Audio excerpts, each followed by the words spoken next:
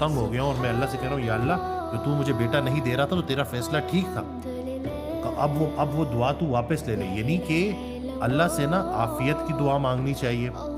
یا اللہ جو تجھے پسند ہے مجھے بھی وہی پسند ہے. اپنی مرضی اور اللہ کی مرضی میں جو فرق ہے نا اس کا نام غم ہے. ایک آڈیو میں نا حضرت سے کسی نے پوچھا کہ آپ یہ کہتے ہیں کہ اللہ کے فیصلوں پہ راضی رہنا چاہیے، تو یہ تو بڑا انتہائی مرحلہ ہے، ہم جیسے کمزور مسلمان اس کو کیسے پریکٹس کریں؟ تو انہوں نے مسکرا کے جواب دیا کہ یہ تو بالکل ابتدائی مرحلہ ہے اللہ کے فیصلوں پہ راضی ہونا. اس کا انتہائی مرحلہ یہ ہے کہ اللہ کو اپنے فیصلوں پہ راضی کرنا. اس میں بھی مصلحت ہے اس بات کو سمجھنا کہ جب ہم اللہ کے فیصلوں پہ راضی رہنا شروع کرتے ہیں نا تو ہمیں یہ بات پتہ چل جاتی ہے کہ جو اللہ کر رہا ہے بالکل ٹھیک کر رہا ہے. نفس مطمئنہ کا جو ایک ایگزامپل انہوں نے سمجھائی نا کہ یہ کون لوگ ہوتے ہیں کہ جو اطمینان والی روحیں ہوتی ہیں.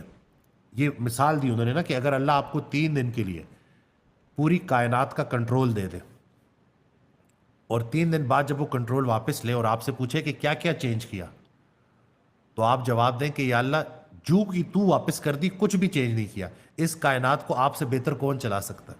تو اللہ بیٹا دے رہا ہے، اچھی بات ہے. بیٹیاں دے رہا ہے، اچھی بات ہے. نہیں دے رہا، زیادہ اچھی بات ہے. قرآن پاک کی آیت ہے کہ میں جسے چاہوں بیٹے دوں، جسے چاہوں بیٹیاں دوں، جسے چاہوں بے اولاد رکھوں.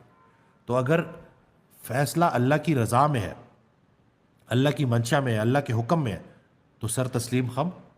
بیٹا دے گا تو بھی راضی رہیں گے، بیٹی دے گا تو بھی راضی رہیں گے، نہیں دے گا تو بھی راضی رہیں گے.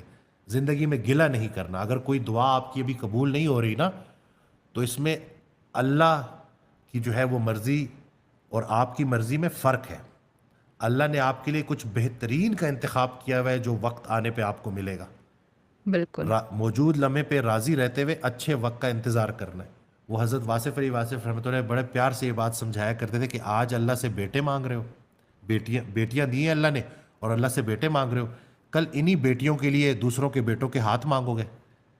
ٹھیک ہے، تو یہ کیا فرق ہے جی؟ اور پھر ویسے بھی میں تو یہ سمجھا ہوں کہ بیٹیاں جو ہے نا یہ تو اللہ کی اسپاٹ لائٹ میں ہوتی. رسول اللہ صلی اللہ علیہ وسلم کی حدیث ہے نا کہ جس نے 3 بیٹیوں کو پال پوس کے بڑا کیا، ان کی کفالت کی، تو وہ جنت میں میرے ساتھ ایسے ہوگا بالکل قریب. تو یہ جو ہے نا ہم بس اپنی لائف کو نا گلا بنا کے چل رہے ہوتے ہیں. بیٹے نہیں دیے ہوتے، کسی کو بیٹے نہیں دی، کسی کو بیٹیاں نہیں دی، کسی کو نہ بیٹے دیے نہ بیٹیاں دی. تو بس جو اللہ کے قریب ہو جاتا ہے نا پھر وہ کچھ مانگنے کے بجائے کچھ پیش کرنے کے جو ہے ذہن کے ساتھ چلنا شروع کرتا ہے. جیسے 2 طرح کے لوگ ہوتے ہیں نا